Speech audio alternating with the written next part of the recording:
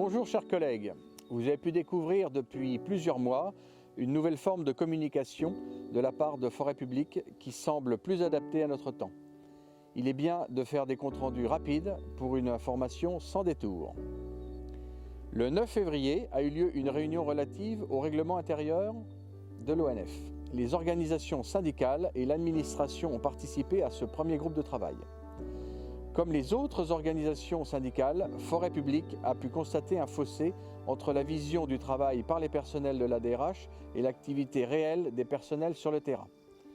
Je prendrai deux exemples. La DRH souhaite interdire la présence des chiens dans les véhicules de service et en prétextant un problème de sécurité ou de poils laissés dans les véhicules. La DRH devrait savoir que les forestiers comptent sur la présence de leurs chiens qui leur est souvent d'une aide fidèle en forêt. Cela évite aussi aux forestiers de se retrouver seuls en cas de mauvaise rencontre. J'invite donc les forestiers de terrain, souvent accompagnés de leurs chiens, à donner une explication rationnelle aux cadres de la DRH qui font de la gestion dans les bureaux à Paris. Ils ont simplement une méconnaissance du terrain et écrivent des ébauches de règlements inadaptés. Deuxième exemple. Il serait désormais impossible au personnel de terrain de prendre plus qu'un verre de vin de contenance conventionnelle lors d'un repas, c'est-à-dire pas plus de 12,5 centilitres. Il y a quelquefois sur le terrain des excès avec l'alcool. Cela doit être traité avec humanité.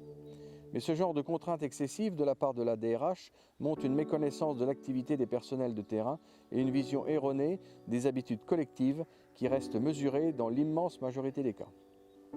Il y aurait donc de la part de la DRH une volonté de faire les choses de manière parfaite, mais qui peuvent être assimilées à du zèle.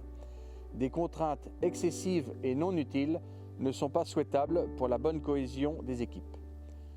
Sur tous les points, Forêt Publique sera vigilant pour qu'un règlement intérieur adapté soit écrit pour une bonne lisibilité de l'ensemble des personnels. Pour ceux qui douteraient de ces remarques, je les invite à demander à l'adjoint à la DRH à Paris. Concernant la filialisation, la réunion a eu lieu le 25 février. Il y a une logique d'entreprise qui peut surprendre les personnels de l'établissement. On peut aussi avoir une légère défiance vis-à-vis du directeur général délégué et sur ses méthodes. Plusieurs points importants. L'accord télétravail, la prévoyance et la participation. Le 15 mars, l'accord devrait être finalisé. L'accord est conclu pour une durée indéterminée. Il entrera en vigueur le 1er janvier 2023. Concernant les tickets restaurants, il y a une volonté de réduire les avantages pour réduire les budgets, ce qui est regrettable. Le vote électronique sera mis en place pour les prochaines élections professionnelles en décembre 2022. La majorité des organisations syndicales émettent des réserves sur ce système, bien qu'il soit moderne. Il faut espérer que cette nouvelle procédure incite les personnels fonctionnaires à voter.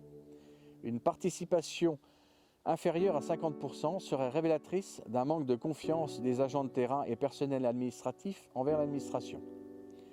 Forêt Publique fera tout son possible pour que ces élections soient une réussite et présentera une liste dans toutes les directions territoriales et pour être représentée dans les autres directions. Cela permettra une offre syndicale complète pour que les électeurs puissent avoir un choix élargi.